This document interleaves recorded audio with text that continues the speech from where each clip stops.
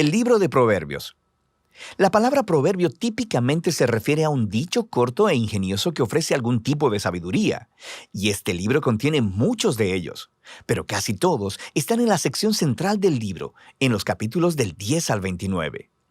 Pero hay muchas más cosas sucediendo en el libro de Proverbios, especialmente al principio, en los capítulos del 1 al 9, y en la conclusión, los capítulos 30 y 31.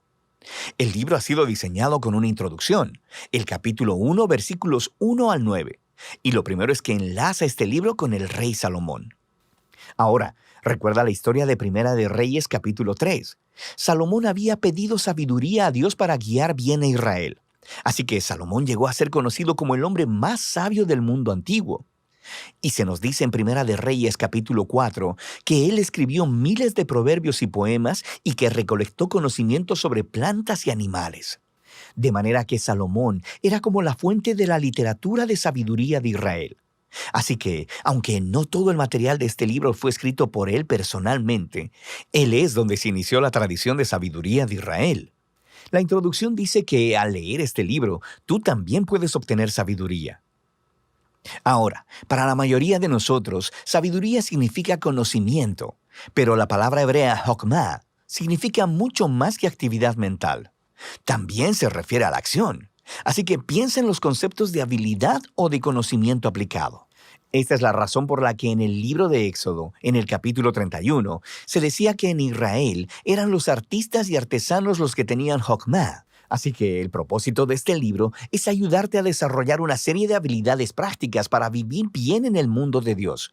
Y esto se enlaza con otra idea clave de la introducción, el temor del Señor. Ahora, el temor aquí no quiere decir terror, quiere decir un sano sentido de reverencia y asombro por Dios y por mi lugar en el universo.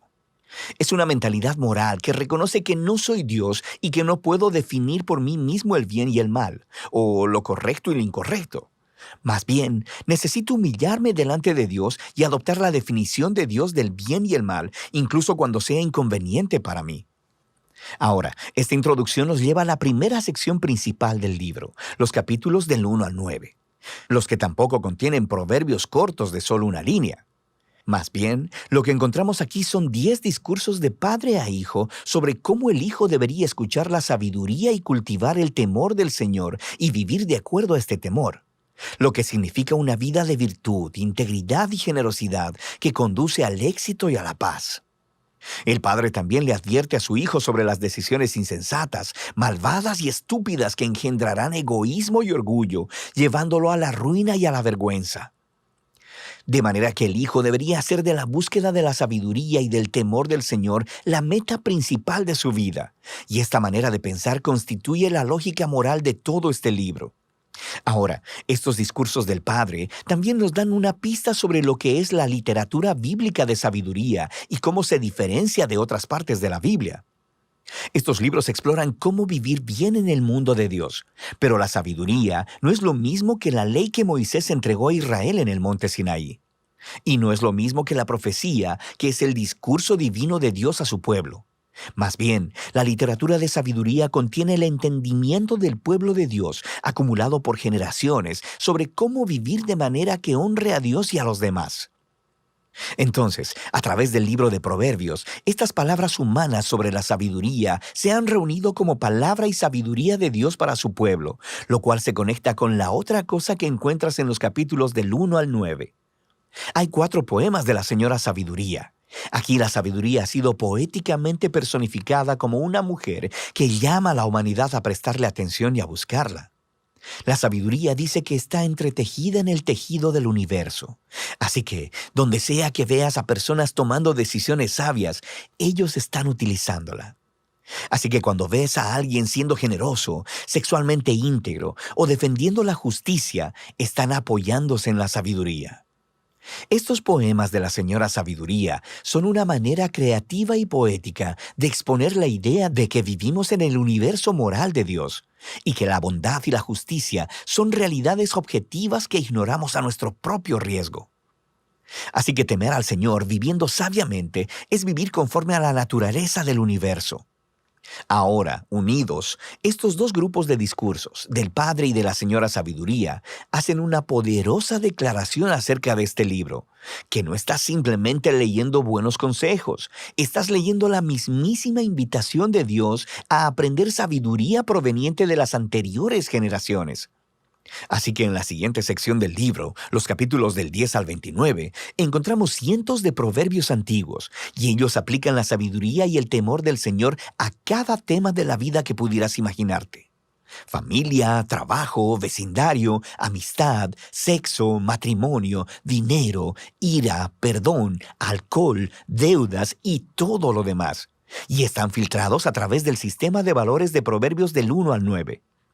Ahora, estos proverbios son bastante cortos y fáciles de memorizar.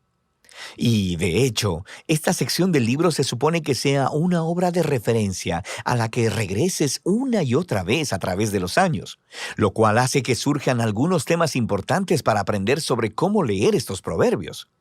Primeramente, los proverbios son por naturaleza acerca de las probabilidades. Si temes al Señor y tomas buenas y sabias decisiones, es probable que te vaya bien. Y si no temes al Señor, eres necio, probablemente no te vaya bien. Ahora, todo esto es cierto muchas veces, pero no siempre, lo que nos lleva al siguiente punto. Los proverbios no son promesas, no son una fórmula para el éxito. Algunos proverbios, por ejemplo, el temor del Señor multiplica los días, pero los años de los impíos serán acortados. O instruye al niño en el camino que debe andar, y aun cuando sea viejo no se apartará de él. Así que temer al Señor y ser una persona moral muy probablemente te llevará a tener una mejor y más larga vida, y criar a tus hijos en un hogar estable y amoroso los encaminará bien, pero no hay garantías.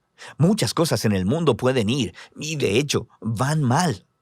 Así que, finalmente, los proverbios por naturaleza se enfocan en la regla general, no en las excepciones, que son muchas, y los libros de sabiduría no ignoran eso.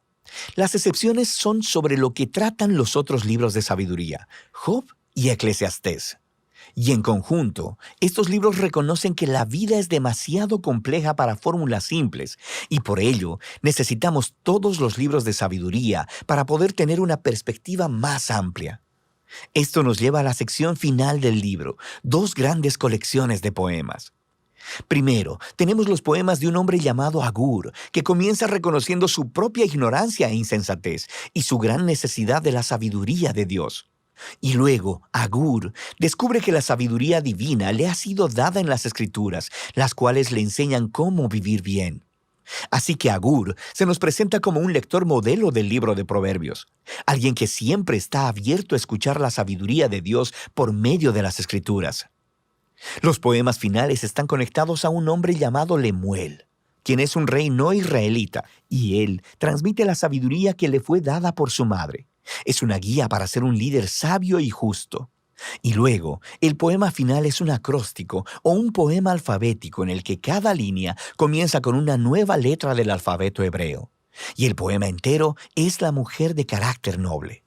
Describe a una mujer que vive de acuerdo a la sabiduría de los proverbios y se erige como modelo de alguien que aplica la sabiduría de Dios.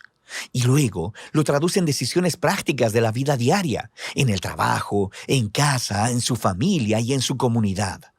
Así que el libro inició con las palabras de un padre a un hijo acerca de escuchar a la señora sabiduría. Y ahora el libro termina ofreciendo las palabras de una madre a su hijo acerca de la mujer que vive sabiamente. El libro de Proverbios es para toda persona en cualquier temporada de la vida.